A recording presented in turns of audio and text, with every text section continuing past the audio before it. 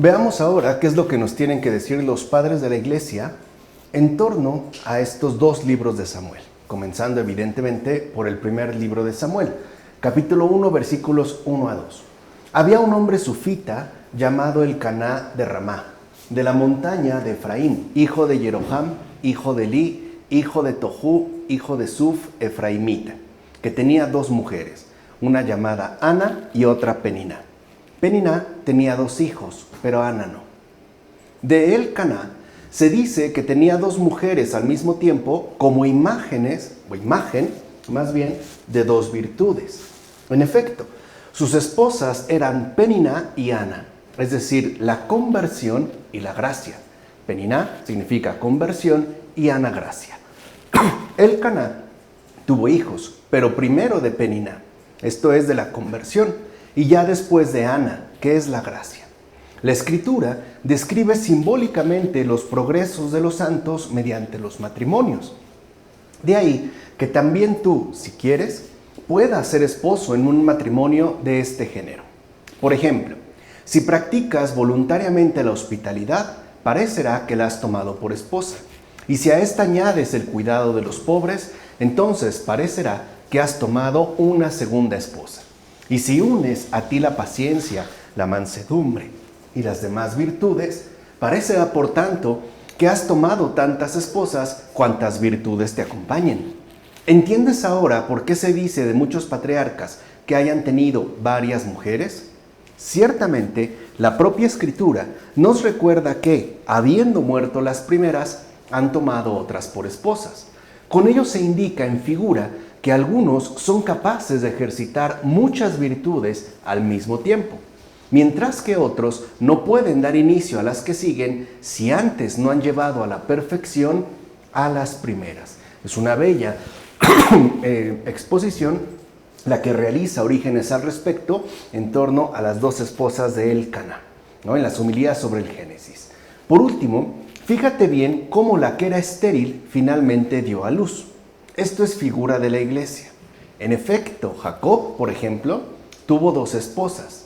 La anciana Lía, de ojos enfermos, era figura de la sinagoga, pero la hermosa Raquel, más joven, era figura de la Iglesia, la cual durante algún tiempo fue estéril, pero luego dio a luz a José por gracia, igual que Ana, la madre de Samuel. Samuel, en efecto, no nació según el orden natural de la procreación, sino conforme a la misericordia de Dios. ¿No es pues la Iglesia fruto vivo de la misericordia de Dios? Y es que en efecto esa es una manera muy particular y muy apropiada de definir la Iglesia. Podríamos decir entonces que la Iglesia es efectivamente ese fruto vivo de la misericordia de Dios, como afirma Cipriano en Sobre los Testimonios. Capítulo 1, versículos 3 a 8. Elcaná subía cada año desde su ciudad para adorar y ofrecer sacrificios al Señor de los ejércitos en Silo, donde los dos hijos de Elí, Jofní y Pinjas, eran sacerdotes del Señor. El día en que Elcaná ofrecía sacrificios, daba a Peniná y a todos sus hijos las porciones correspondientes. Sin embargo, a Ana, aunque la amaba, le daba una sola porción, pues el Señor había cerrado su seno. Su rival la importunaba con insolencia hasta humillarla porque el Señor la había hecho estéril. Esto ocurría año tras año. Siempre que subían a la casa del Señor, la importunaba del mismo modo. Así que Ana lloraba y no quería comer. Su marido Elcaná le decía: Ana, ¿por qué lloras y no comes? ¿Por qué se aflige tu corazón? ¿No soy yo para ti mejor que 10 hijos? Aprendamos de aquí una gran lección. En efecto, si alguna vez cayéramos en algún mal, aunque sintamos dolor, aunque nos lamentemos, aunque nos parezca insoportable el padecimiento, no nos precipitemos, es decir, no decaigamos de ánimo, sino confiemos más bien en la providencia de Dios, porque Él sabe muy bien cuándo ha de apartar de nosotros aquello que nos engendra tristeza, tal y como le ocurrió a esta mujer llamada Ana. Dios no le había cerrado la matriz porque la aborreciera y la odiara, sino para abrirnos las puertas de la sabiduría, es decir, para que contempláramos a través de ella las riquezas de su fe. Ciertamente, intenso era el dolor y continua la tristeza, y no de un solo día, ni de 2, ni de 3, ni de 20, ni de 100, ni de 1000. Durante muchos años se dolía aquella mujer y era atormentada. Pero ella no lo llevó con impaciencia, y la larga duración del tiempo no venció su sabiduría. Ni siquiera los insultos y burlas de Peniná le hicieron perder la paciencia.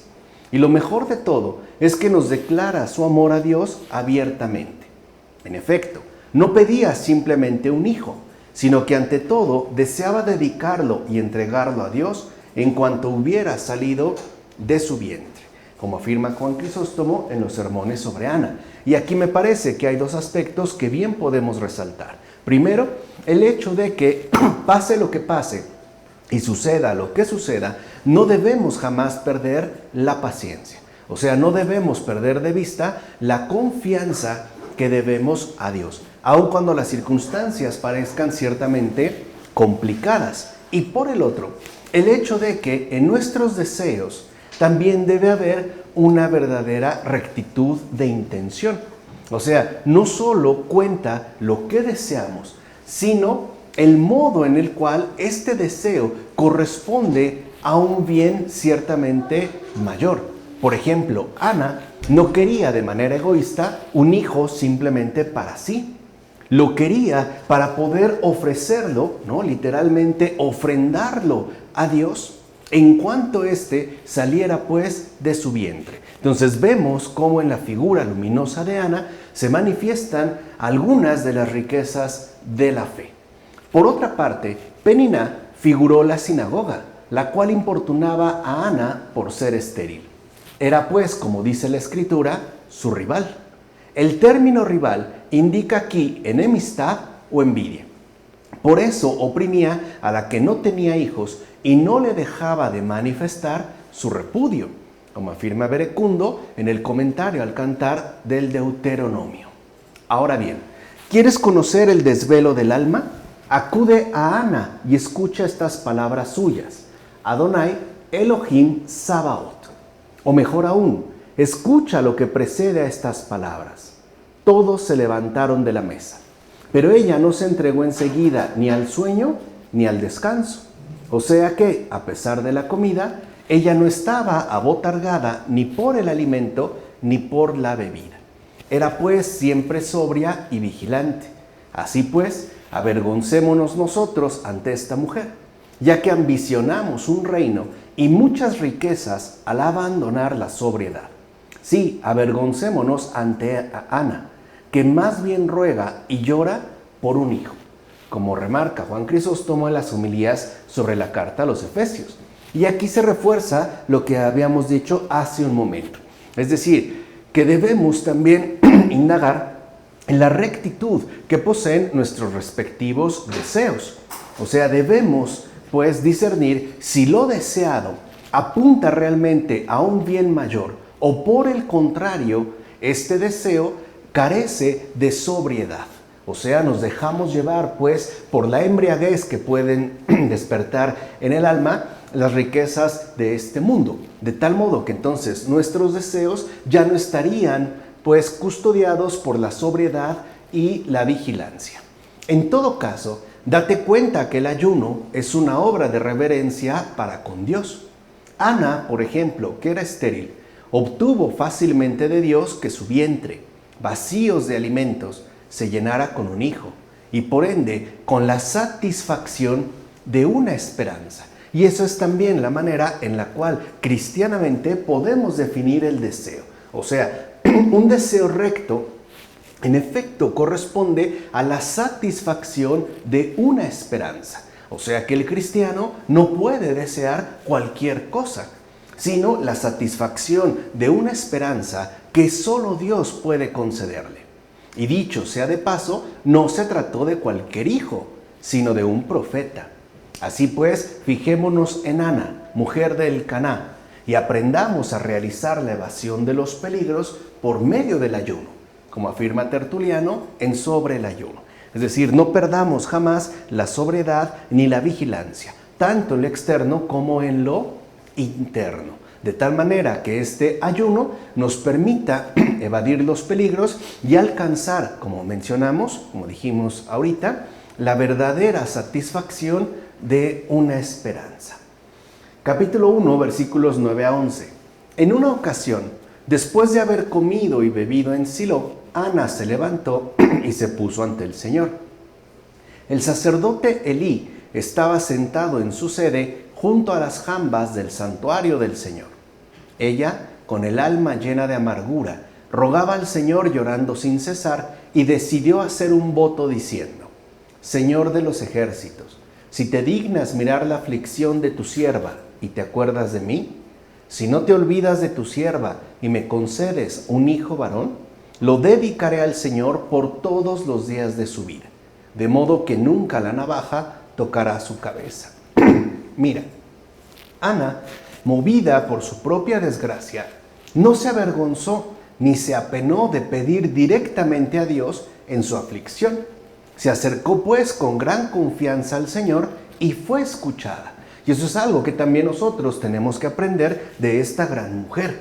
O sea, el que aún o a pesar de la aflicción que nos pueda embargar, no por ello perdamos la confianza de acercarnos al Señor, ya que Él atenderá, ¿no?, las súplicas que elevemos desde nuestro corazón. Es decir, seremos escuchados. Tenía, por tanto, clavado en el cielo su pensamiento y su deseo. Por eso dijimos, no se trata de que el deseo que tiene Ana sea de cualquier tipo. Estaba, por tanto, llena de fervor y confianza. Vean cómo esto no anula, por ejemplo, la aflicción. Como dijo la Escritura, ¿no?, estaba llena de amargura. O sea, se trataba pues de una situación verdaderamente complicada. Y a pesar de ello, seguía Ana llena de fervor y confianza. Se ve, por ejemplo, en este gesto que realiza de dirigirse a Dios de corazón, o sea, con plena confianza. Y eso, repito, a pesar de la aflicción, como afirma Juan Crisóstomo en los sermones sobre Ana. Por eso, una de las riquezas de nuestra fe debe consistir en no perder jamás el buen ánimo. O sea, tal vez la aflicción no se quite, pero no por ello tendrá que disminuir nuestro fervor y nuestra confianza, ¿no? Esto es algo que nosotros podemos asumir también a partir del ejemplo que nos da la esposa de Elcaná. ¿Y qué sucede entonces con esta mujer? En realidad, antes de pronunciar alguna palabra, hace exordio de su llanto y derrama fervorosos ríos de lágrimas. Y así como cuando descienden las lluvias, aún la tierra de su lldura, regada y reblandecida, se excita a sí misma a producir con mayor facilidad los frutos, así sucedió con esta mujer. En efecto, su matriz, reblandecida con sus lágrimas a la manera de una cierta lluvia y como recalentada por el dolor, comenzó a prepararse para la recepción de su hijo, como afirma Juan Crisóstomo en los sermones sobre Ana. O sea que, en relación a lo que nosotros pedimos a Dios, también debemos de llevar a cabo los preparativos que sean necesarios. Estos preparativos en particular se ven ejemplificados por medio de las lágrimas que Ana derrama y que ciertamente la preparan, ¿no?, reblandeciendo su vientre para que el cumplimiento del deseo le sea finalmente satisfecho por Dios. O sea que si nosotros le pedimos algo a Dios, también debemos prepararnos para recibir lo solicitado. Es pues la parte que a nosotros nos corresponde. Luego se puso en pie y dijo: Adonai, Elohim Sabaoth, lo que ha de interpretarse como Señor, Dios de los ejércitos. Fíjate bien que las lágrimas precedieron a la lengua, pues a través de ellas pretende convencer a Dios. Y esto es algo muy fundamental, porque en efecto, donde hay lágrimas sinceras, hay mucha tribulación. Y donde hay mucha tribulación, también hay mucha reflexión. Quiere decir que entonces, donde hay lágrimas sinceras, el corazón está, digamos, como orientado por una reflexión sana. ¿O acaso su afirmación no es sumamente reflexiva? No dice, por ejemplo, que consagrará a su hijo a Dios por 1 o 2 años, sino que lo hará de por vida. Y tampoco dijo, si me das un hijo, te daré riquezas, sino te devuelvo por entero el don, es decir, al hijo de mi oración. Aquí vemos algo importante que tampoco podemos perder de vista. A toda acción precede la oración. Y a toda petición precede ciertamente también la oración. Esta sí que es una verdadera hija de Abraham. Después de pedir, lo dio. Pero ella, en cambio, lo ofrece incluso antes de haber pedido, como afirma Juan Crisóstomo en las homilías sobre la carta a los Efesios. Y aquí vemos cómo se ha ido gestando la maduración de la fe a través del tiempo, pero en relación a figuras sumamente concretas. Por ejemplo, Abraham, después de pedir, lo da. Ana, en cambio, ya ofrece por completo el don, incluso antes de haberlo pedido, antes incluso de haberlo recibido. Así vemos cómo la fe tiene un gesto de enorme generosidad. Bueno, como dice Juan Crisóstomo en las homilías sobre la carta a los Efesios. Por último, considera entonces la piedad de esta mujer. No dijo, si me das 3, yo te daré 2. O si me das 2, yo te daré 1. Nada de eso.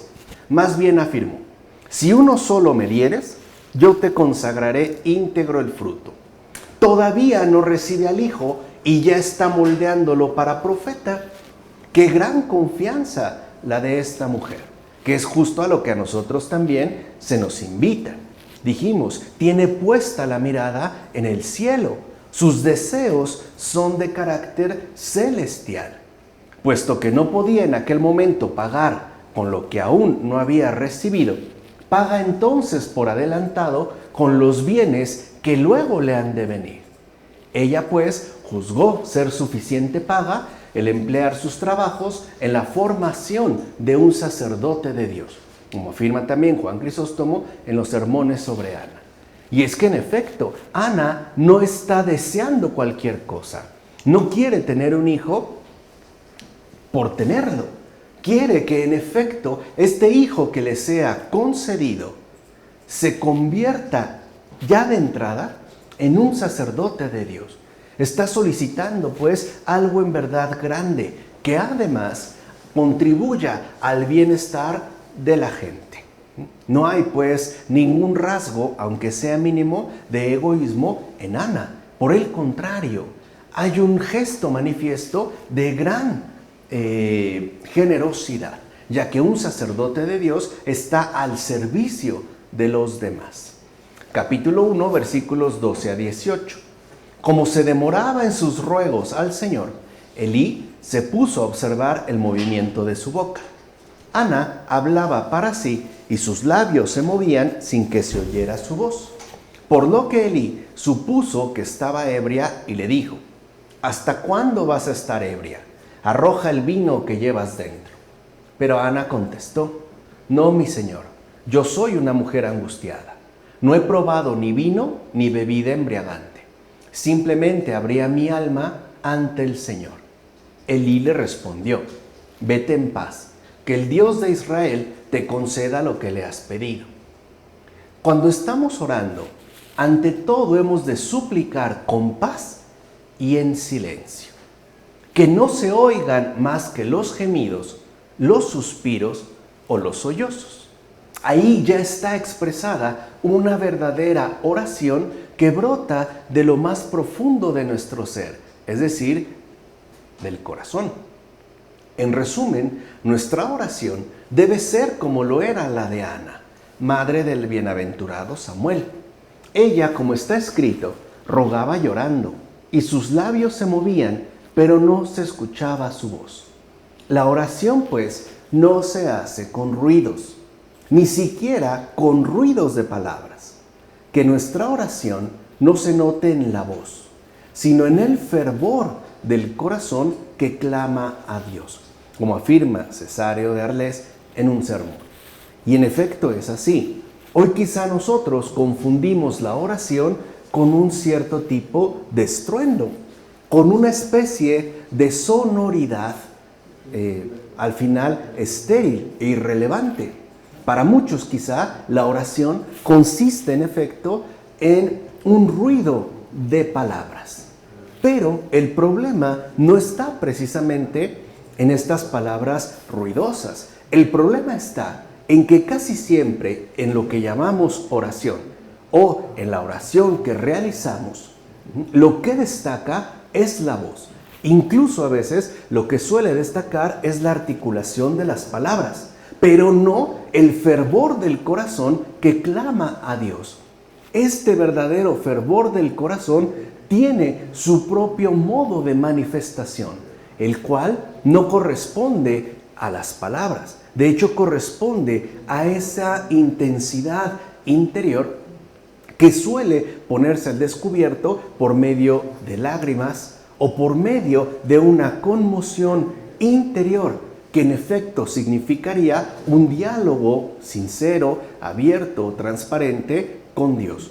Por eso, cuidemos que nuestra oración no carezca de fervor. Es decir, que no sea una serie de meras palabras, y mucho menos aún de ruidos más o menos articulados. No, cuidemos que nuestra oración siempre esté acompañada por el fervor del corazón.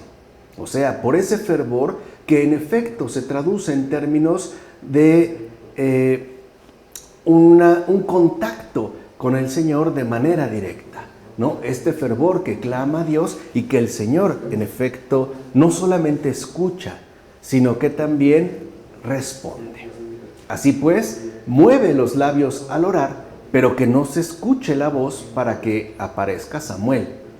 Es decir, para que tu alma estéril opere la salvación de Dios que nos escucha. Es esto precisamente lo que significa el nombre de Samuel, como afirma Cirilo de Jerusalén en las catequesis. Entonces, si lo ven, los nombres en la Biblia no son meras cuestiones nominales. Tienen que ver, en efecto, con experiencias concretas de vida.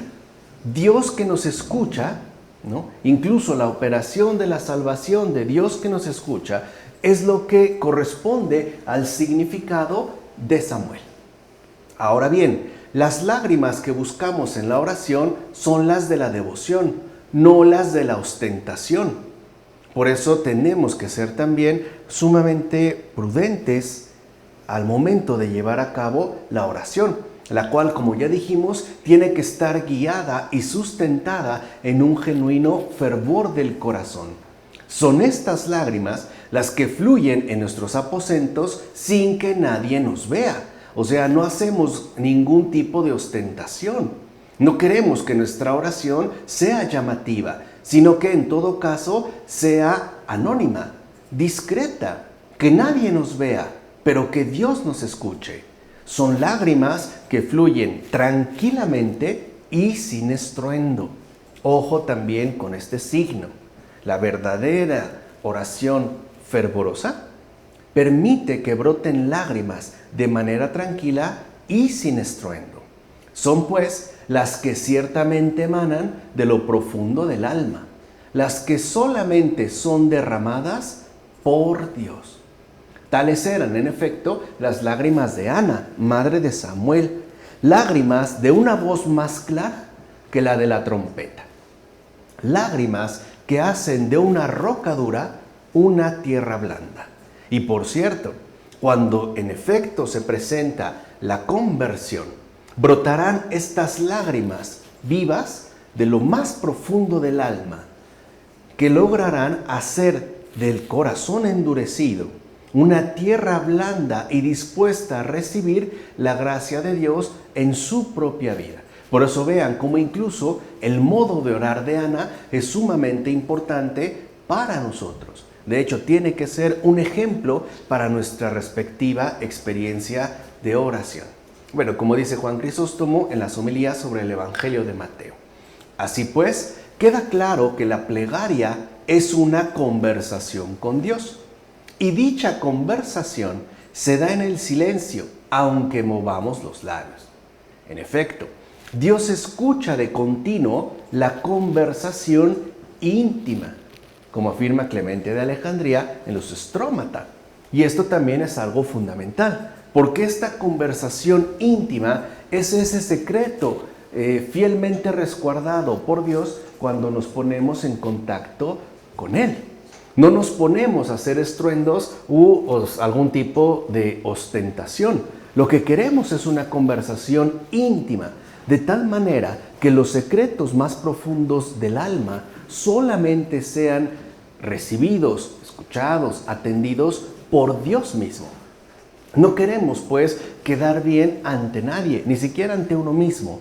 Lo que queremos es que el fervor de nuestra oración corresponda, en efecto, a una conversación íntima donde la presencia de Dios se haga manifiesta. Ana era figura de la iglesia, ya que es ella la que dirige a Dios su petición no en voz alta, sino en silencio y modestamente, es decir, sin estruendo alguno, como lo sigue haciendo hasta el día de hoy. La verdadera oración de la iglesia se da en silencio y de manera modesta. No hay estruendos, no hay pues ruidos, ¿no?, para poner al descubierto la oración de la iglesia. La oración de la iglesia es incluso en gran medida oculta. Corresponde al fervor de todos los fieles que, sin ostentación alguna, mantienen esa conversación íntima con Dios. La iglesia, como Ana, dirige su oración desde el interior de su corazón. Se trata, por tanto, de una suerte de oración secreta, pero con fe manifiesta. Eso es quizá lo que estamos necesitando hoy en día. Una suerte de oración secreta, pero con fe manifiesta, con fervor del corazón. Ana, igual que la iglesia, habla no con la voz, sino con el corazón, sabiendo que es así como Dios mismo escucha. Y fue así como alcanzó eficazmente lo que pidió con fe. Aprende pues a orar con el corazón y el Señor te escuchará, como dice Cipriano en Sobre la oración dominical. Ahora bien, en su casa, la sirvienta de Ana la maltrataba. Luego viene al templo y el sacerdote mismo la increpa. Huía de la tempestad de los domésticos, o sea, huía de los maltratos recibidos en su propia casa. Y acá, en el templo de Silo, encontró de nuevo el oleaje. Vino para recibir algún medicamento y se le añadió el azote de los oprobios, con lo cual su llaga se acrecentó en vez de curarse. Y esto quizá también lo hemos experimentado algunos de nosotros. Tenemos aflicción y esperamos encontrar en alguna parroquia, ¿no?, algún tipo de alivio. Y en lugar de eso, recibimos como un azote. Y nuestra llaga, por tanto, se acrecienta también en vez de curarse. Las grandes llagas no soportan ni siquiera un leve contacto con la mano, ya que se hacen todavía mayores. Y lo mismo sucede con el ánimo perturbado, ya que a uno todo le incomoda y hasta se siente uno herido por una palabra cualquiera. Con todo, ninguno de estos efectos experimentó aquella mujer, ni siquiera en el templo. Admirable es, por tanto, su paciencia y moderación. Y aquí viene al caso lo que pusimos como ejemplo. Aun cuando nosotros padeciéramos en el propio templo, en una parroquia, algún tipo de oprobio, no por ello tenemos que perder nuestra paciencia y nuestra moderación. O sea, no tenemos por qué culpabilizar a los demás. Tenemos que hacernos responsables de aquello que nos corresponde. En efecto, ni siquiera en el templo se indigna contra aquel que la injuria, y por eso se hace más benévolo Dios con ella. Así pues, nosotros también, cuando seamos acometidos con oprobios y malos tratos, aún en una parroquia, aún de parte de un sacerdote, no perdamos ese ánimo generoso de las almas creyentes. Es justo con tal ánimo que ciertamente nos conciliamos fácilmente con Dios y con los demás. Así vemos también cómo debemos asumir la actitud correcta. como afirma Juan Crisóstomo en los sermones sobre Ana.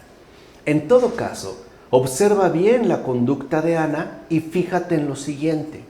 El que quiera acercarse a Dios lo hace sin desfallecer, es decir, sin preocupación. ¿Acaso Dios no podía conceder a Ana lo que pedía sin que mediara una súplica? ¿No conocía antes de su petición el deseo de aquella mujer? Si Dios le hubiera dado antes de que pidiera, su deseo no habría sido manifiesto. De hecho, no habría recibido una recompensa semejante. De tal manera que la dilación no es ni por menosprecio ni por descrédito, sino por incremento del beneficio otorgado. Así pues, cuando nuestras súplicas al Señor también atraviesan la dilación, recordemos que no es porque nos menosprecie o porque no nos tome en serio, simple y sencillamente porque el Señor está buscando el incremento del beneficio otorgado. Así pues, cuando oyes que la Escritura dice que había cerrado su útero y que su rival la afrentaba, piensa que lo que pretende es poner de manifiesto la sabiduría de aquella gran mujer. Y eso es justamente el incremento del beneficio otorgado. O sea que nosotros no solo pidamos a Dios, sino que le pidamos con sabiduría. En efecto, a pesar de recibir reproches e insultos, ella no se vengó en ningún momento ni increpó a nadie. En consecuencia, observemos nuevamente la sabiduría de Ana, que nos vendría bastante bien en estos tiempos, ¿no? Una mujer luminosa. Elí pensaba que estaba ebria, pero mira qué le dice ella: soy una mujer angustiada, no he probado vino ni bebida embriagante. Esta es una actitud propia de un corazón puro y sincero. Por eso se permite que Elí la llene también con oprobios, es decir, que el propio sacerdote Elí la lastime, no para buscar su mayor desdicha, sino para poner al descubierto su corazón puro y sincero. Es pues para cualquier creyente, ¿no?, un ejemplo de fe. En efecto, ni se irrita contra los que la ofenden, ni insulta al que le hace daño. En todo caso, la queja se expresa ante Dios y a Él se la entrega, como afirma Juan Crisóstomo en las homilías sobre la carta a los Efesios. Un consejo muy importante para nosotros. Si recibimos daños, si recibimos ofensas, si alguien nos insulta, si alguien nos maltrata, nosotros simple y sencillamente no perdemos la paciencia ni la moderación. No nos irritamos, ni nos vengamos, ni entramos en pleito. En todo caso, lo que sí debemos hacer, ya que como humanos también recibimos este daño, es que lo expresamos ante Dios, abrimos nuestro corazón y a Él, y solamente a Él, le entregamos nuestra aflicción.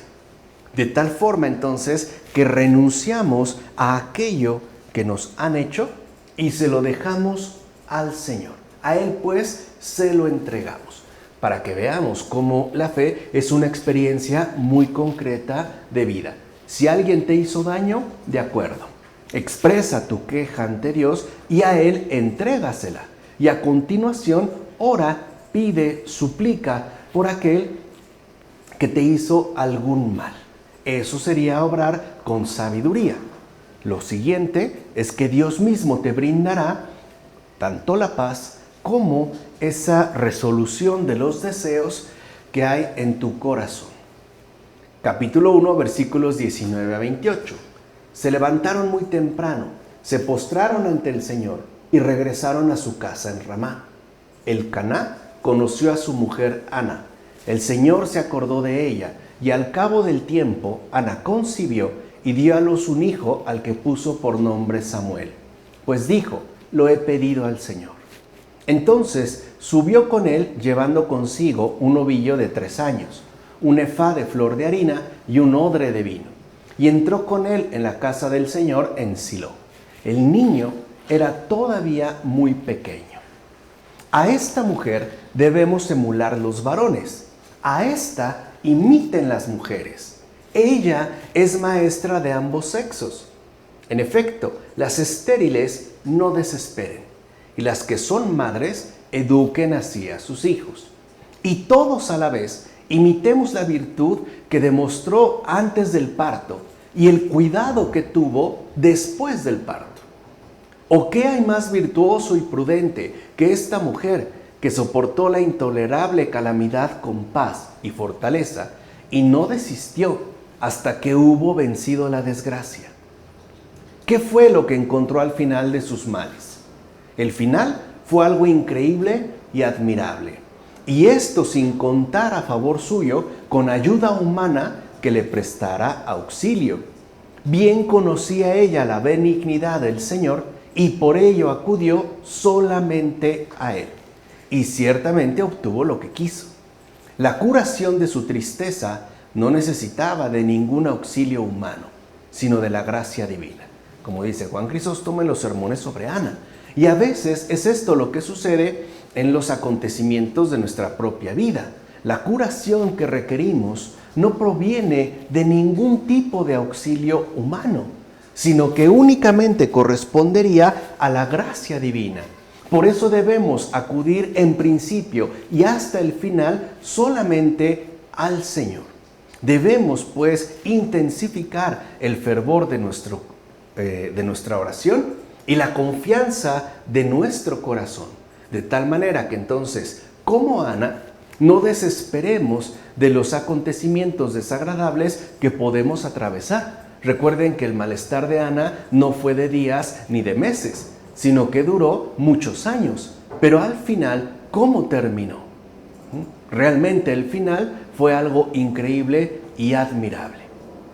En todo caso, esfuérzate por vencer el siglo en la oración, o sea, el tiempo presente en este mundo. Ora con esperanza, ora con fidelidad y amor, ora con perseverancia y paciencia. Esto es algo muy característico del alma creyente.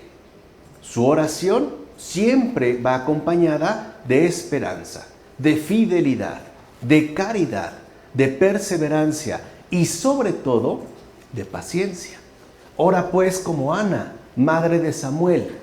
Ora en la aflicción de tu alma y en el dolor de tu corazón y el Señor te escuchará. Ora. ¿Sufres? Ora. ¿Tienes aflicción en tu alma? Ora. Ya vimos cómo. ¿Tienes dolor en el corazón? Ora. Y el Señor, en efecto, te escuchará. Y no solo eso, sino que transformará tu aflicción en una alegría realmente inconcebible, como dice Agustín en una de sus cartas. Capítulo 2, versículos 1 a 10. Entonces Ana recitó esta oración. Fíjense cómo hay un cambio sumamente llamativo. Dice Ana: mi corazón exulta en el Señor, mi frente se enaltece en el Señor. Mi boca se ríe de mis enemigos, pues me gozo con tu salvación. No hay santo como el Señor, ni hay otro fuera de ti, ni roca como nuestro Dios. No multipliquéis discursos altaneros, apártese de vuestra boca la insolencia, pues el Señor es Dios de los saberes, y Él es quien pesa las acciones. Se ha quebrado el arco de los héroes, y los débiles se han ceñido de vigor. Los hartos se alquilan por pan, y los hambrientos han cesado en sus fatigas. La estéril da a luz 7 hijos, y la que tiene muchos se marchita. El Señor da muerte y vida, hace bajar al Sheol, y de allí hace retornar.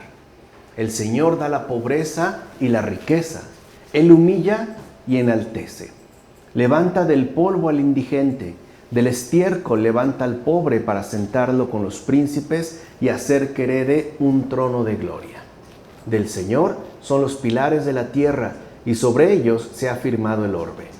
Él guarda los pies de sus fieles, mientras los impíos se anegan en las tinieblas, pues por sus solas fuerzas no se mantiene el hombre. El Señor desbarata a sus rivales, sobre ellos retumba el trueno en los cielos. El Señor juzga los confines de la tierra, Él da fortaleza y exalta el vigor de su ungido. ¿Son palabras de una mujer que se regocija con el nacimiento de su hijo? ¿Está acaso la razón humana tan alejada de la luz de la verdad que no comprende estas palabras? ¿Qué mujer, pues, que acaba de dar a luz, recita una oración como la que acabamos de escuchar?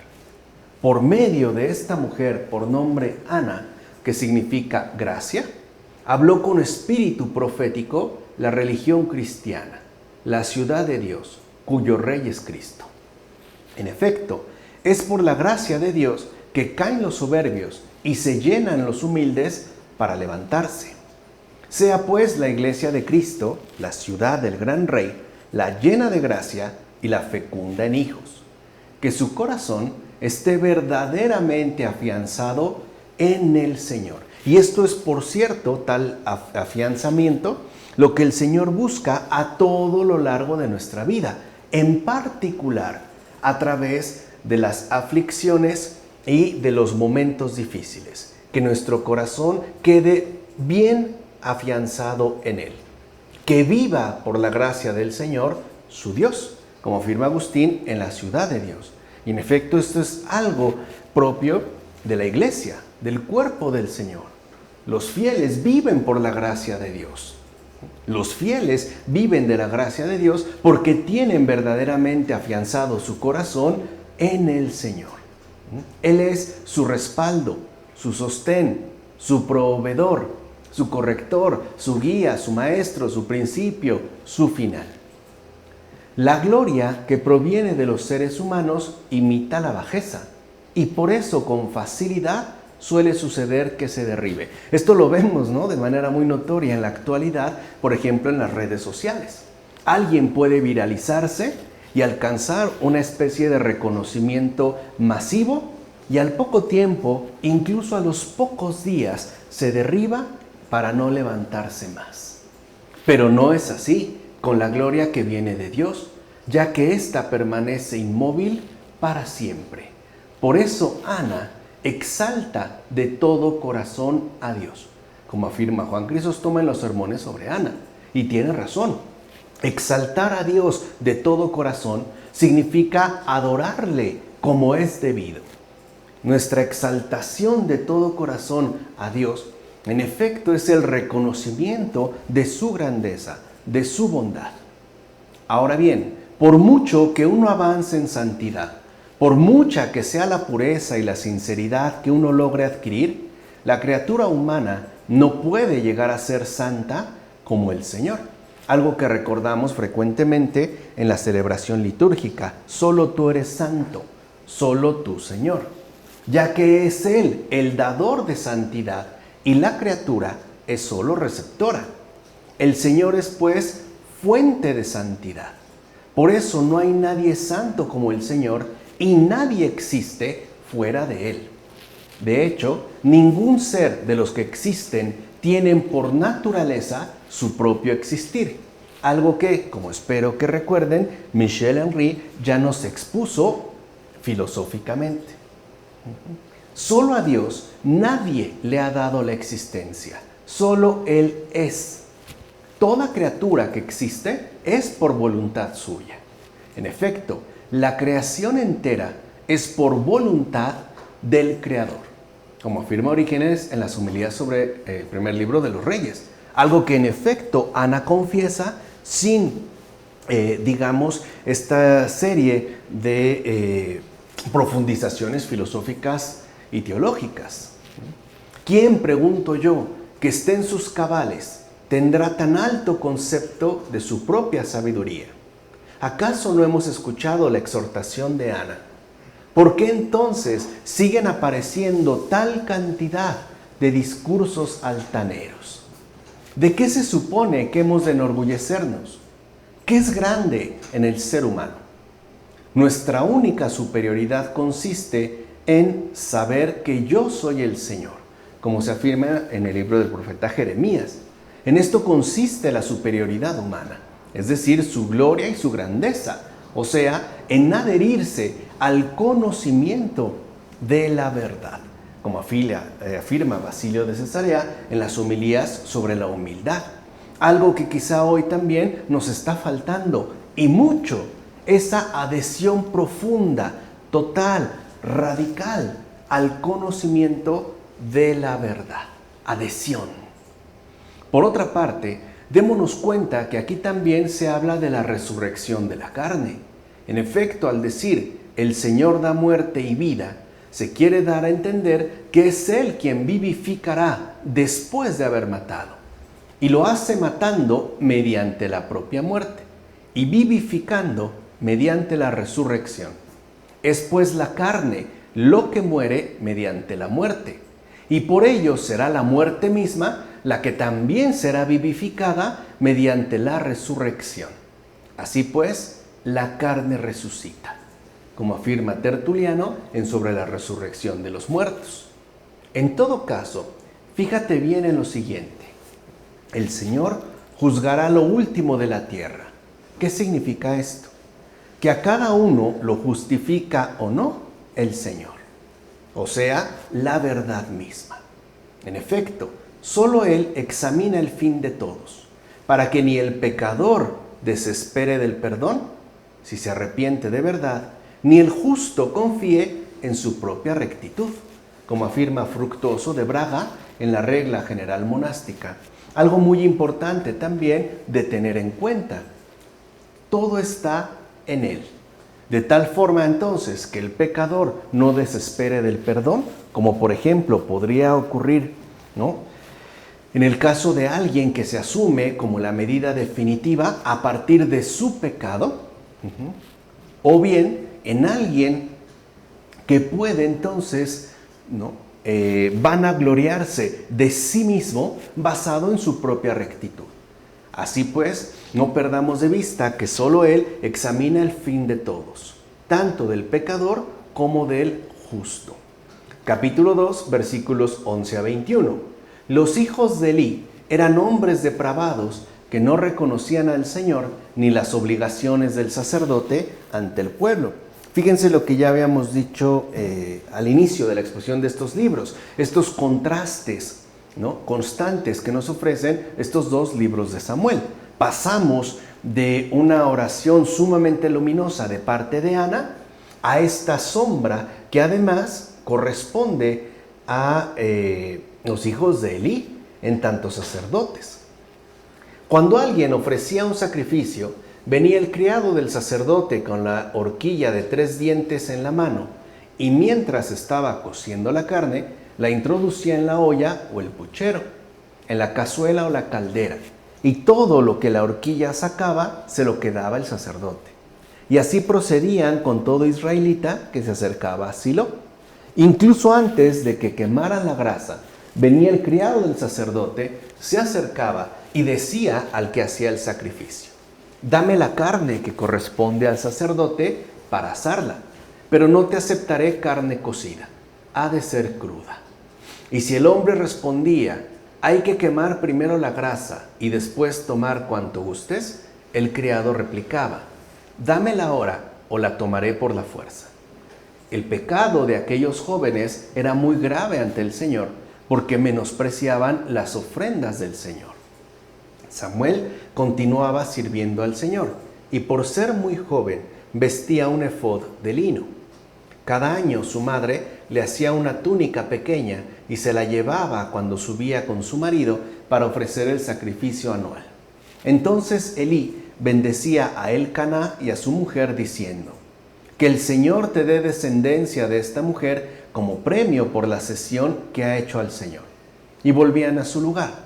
El Señor visitó a Ana, que concibió y dio a luz 3 hijos y 2 hijas, mientras Samuel crecía junto al Señor. Los hijos de Elí eran infames, pues menospreciaban a Dios.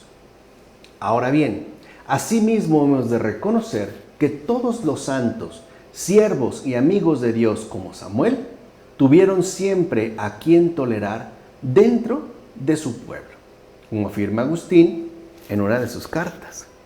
Es decir, que así como hay justos, también hay infames.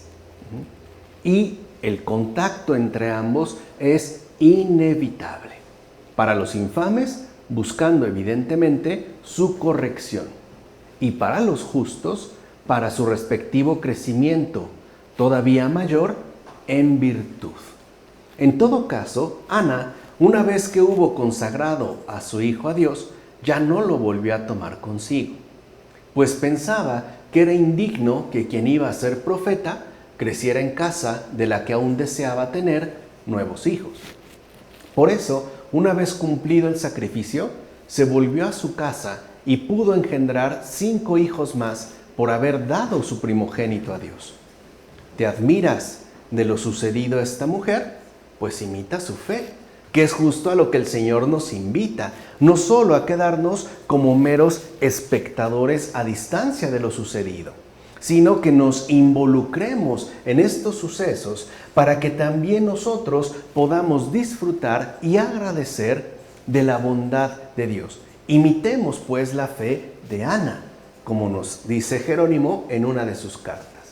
Capítulo 2, versículos 22 a 26. Elí era muy viejo, pero se enteró de todo lo que sus hijos hacían a los israelitas y de que dormían con las mujeres que servían a la entrada de la tienda de la reunión. Entonces les dijo: ¿por qué os comportáis así? Yo mismo he oído contar al pueblo esas maldades. No, hijos míos, no son buenos los rumores que oigo por todo el pueblo del Señor. Si un hombre peca contra otro, Dios podrá ser árbitro. Pero si peca contra el Señor, ¿quién intercederá por él? Pero ellos no escuchaban a su padre, pues era voluntad del Señor hacerlos perecer.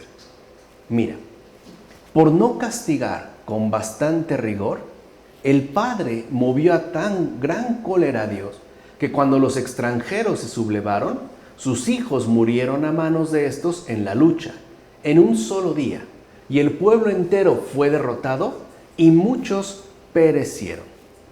Fíjese entonces la enorme carga de responsabilidad que tienen los sacerdotes, y por eso nosotros debemos tenerlos permanentemente presentes en nuestras oraciones, porque un fallo de su parte genera una serie de consecuencias realmente enormes.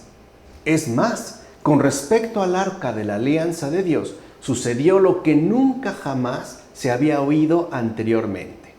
Ella, el arca, a la que absolutamente nadie podía tocar, ni los israelitas, ni los mismos sacerdotes, fue llevada por las manos de los impíos de acá para allá, y en vez de un lugar santo, hasta la depositaron en templos de ídolos, en los que ocurría cuanto era de suponerse de parte de los extranjeros. Irrisión y burla, incluso contra el nombre de Dios. ¿No sigue sucediendo esto cuando fallan los servidores del Señor? ¿No siguen ciertamente haciéndose presentes tanto la irrisión como la burla, incluso contra el nombre de Dios? ¿Te parece poca cosa?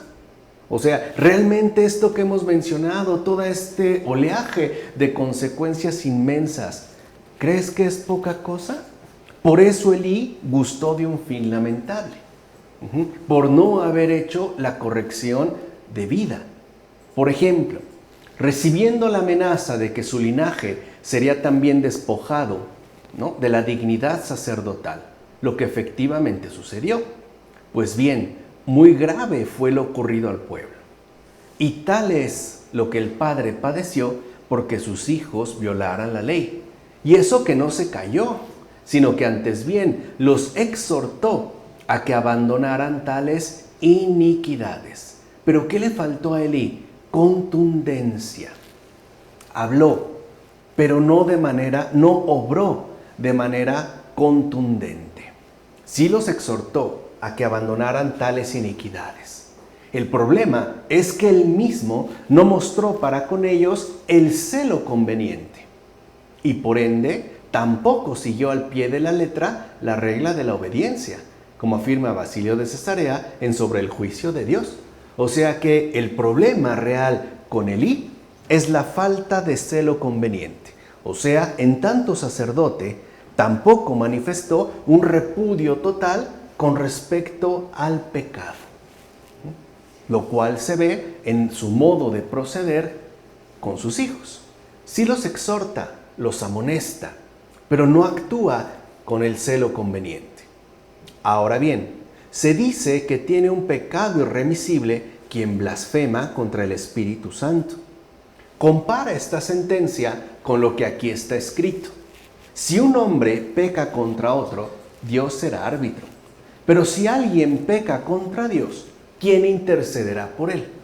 Esto es pues blasfemar, es decir, negar la intervención de Dios en uno mismo. Esa es la blasfemia. Ese es el pecado contra el Espíritu Santo. ¿Y por qué es irremisible? Porque nosotros mismos negamos la intervención de Dios en uno. O sea, quiere decir que nosotros mismos negamos la acción salvadora de Dios en nuestra propia vida. Lo cual, dicho sea de paso, ¿qué significa? Pues negar la intervención del Espíritu Santo.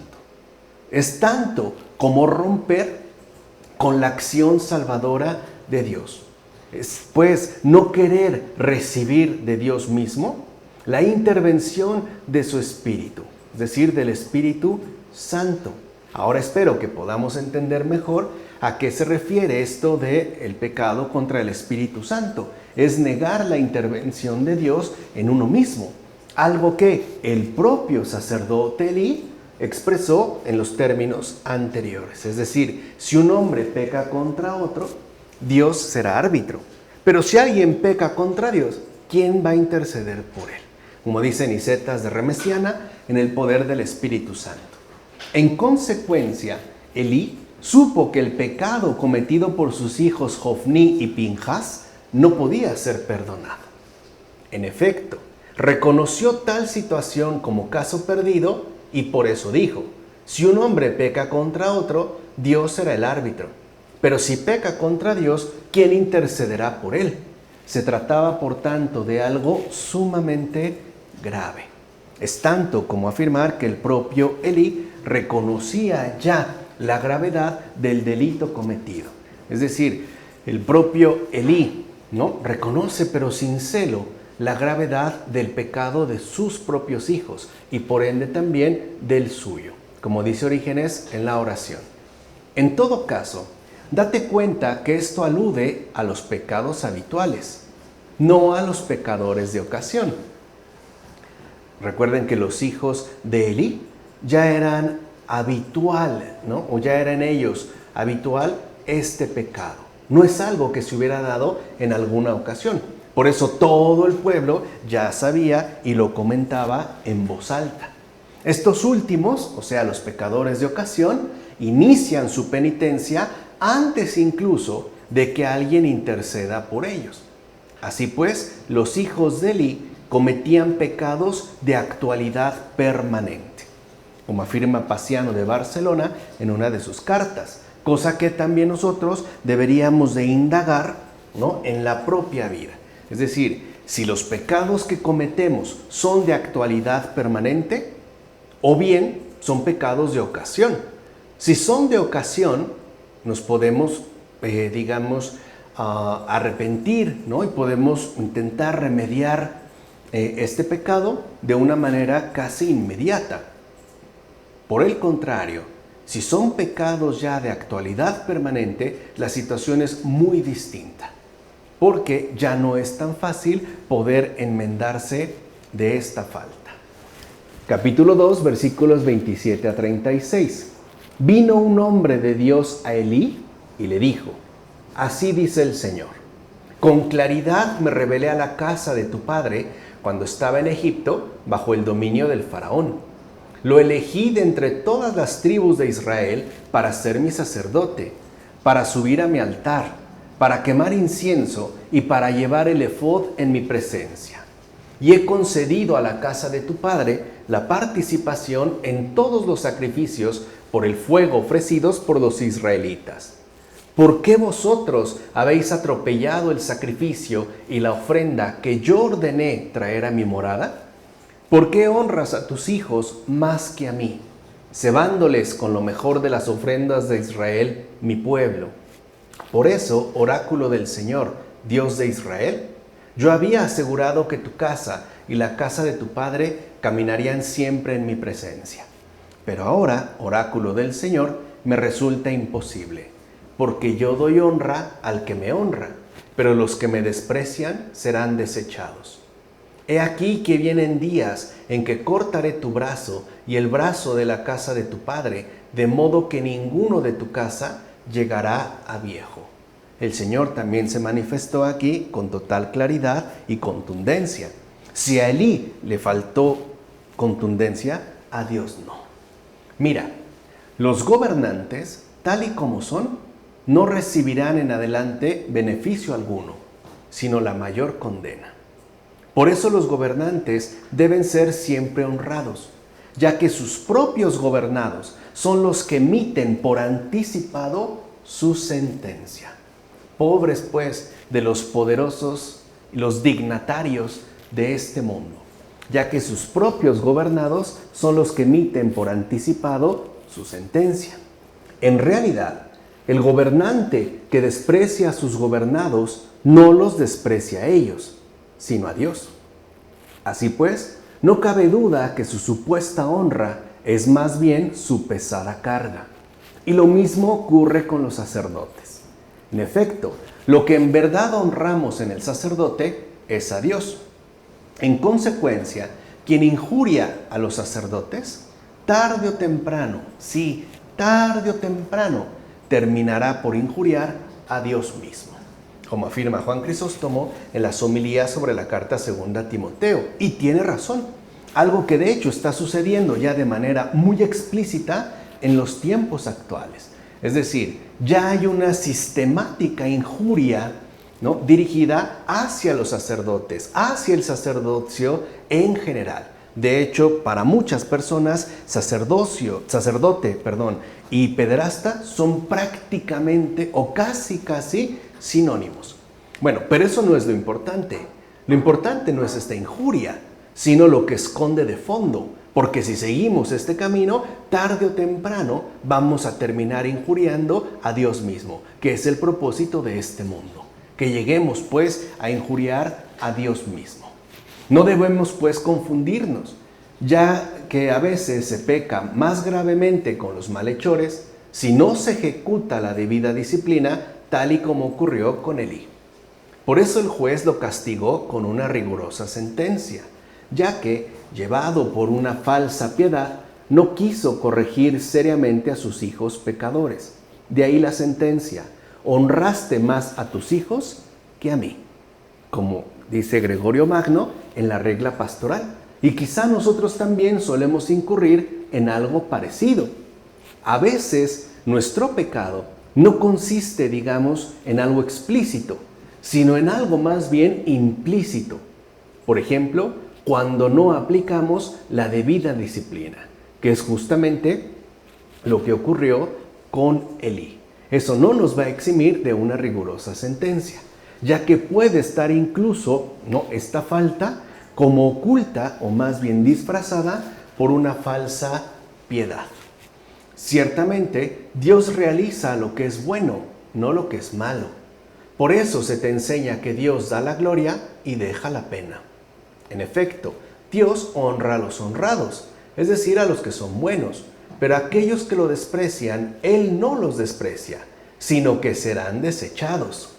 Ojo con esto, con lo cual se atribuye el daño que les sobrevendrá a sus propias acciones. Decir que serán desechados es tanto como decir que serán dejados a su propio proceder y por ende serán finalmente consumidos por las propias consecuencias que generan sus propias acciones. El daño pues que les sobrevendrá, como dice Ambrosio en el Paraíso. Pues bien, a los que me honran, honraré, y a los que me desprecian, serán despreciados. Pensemos un poco en lo que Él requiere de nosotros. Es alabanza de su gloria que sus amigos lo sean siempre, pues de otro modo todo sería vano e inútil. Esto significa que reconocemos siempre la necesidad de ser perdonados. Si probaste la miel y la bondad, pero si después las abandonas, de nuevo vuelves a tu propio vómito. Y no solo eso, sino que sale a la luz tu secreto desdén hacia Dios, como dice Juan Crisóstomo en las homilías sobre los Efesios. Algo también lamentablemente frecuente. Bajo ciertas circunstancias sale a la luz nuestro secreto desdén hacia Dios. Por ejemplo, si nos va bien, adelante. Pero si las cosas ya no marchan por tan buen camino, entonces los reproches directos se dirigen a Dios, lo cual en efecto exhibe ese secreto desdén hacia Él. Ahora bien, una perla brilla hasta en la basura y el fulgor de una gema purísima despide rayos aún en el barro. Es esto lo que el Señor prometió cuando dijo: yo glorificaré a los que me glorifican. Quizá otros podrán entender que esto se refiere al tiempo futuro, es decir, cuando la tristeza se cambia en gozo. No obstante, vemos también que la promesa se cumple en el presente. Es decir, a pesar de las circunstancias en que vivimos, a pesar de la suciedad de este mundo, no por ello perdemos nuestra fidelidad al Señor, como dice Jerónimo en una carta. En efecto, si honramos a Dios, también nos honramos a nosotros mismos. Es como aquel que abre los ojos para mirar la luz del sol y se regocija al admirar su luminosa belleza. Así pues, el que admira a Dios y le honra, se salva a sí mismo y obtiene el mayor beneficio. ¿Por qué? Porque participa de la virtud y de la luz, como dice Juan Crisóstomo en las homilías sobre la carta primera a Timoteo, algo que también debería de ser un propósito habitual en nosotros. Una participación cada vez más intensa, más plena, tanto en la virtud como en la luz. Por último, y ya con esto terminamos el día de hoy, no olvidemos lo siguiente: jamás descuidemos la instrucción de nuestros hijos, a fin de que no tengamos que dar cuentas de lo realizado por ellos. ¿Acaso desconoces lo que le sucedió al anciano Elí por no corregir oportunamente las debilidades de sus hijos? Mira, cuando una enfermedad necesita una incisión y el médico solo la cubre para sanarla, se convierte en incurable porque no ha aplicado el remedio adecuado. Es esto lo que sucedió con los hijos de Elí, ya que su padre no tomó debidamente las medidas adecuadas, o sea, aguas con la falsa piedad. Y por haber sido demasiado permisivo con ellos, también él compartió su castigo. Por eso pongamos mucha atención a la instrucción dada a los hijos, incluso a la corrección, como dice Juan Crisóstomo en las homilías sobre Génesis. Bueno, con esto terminamos el día de hoy.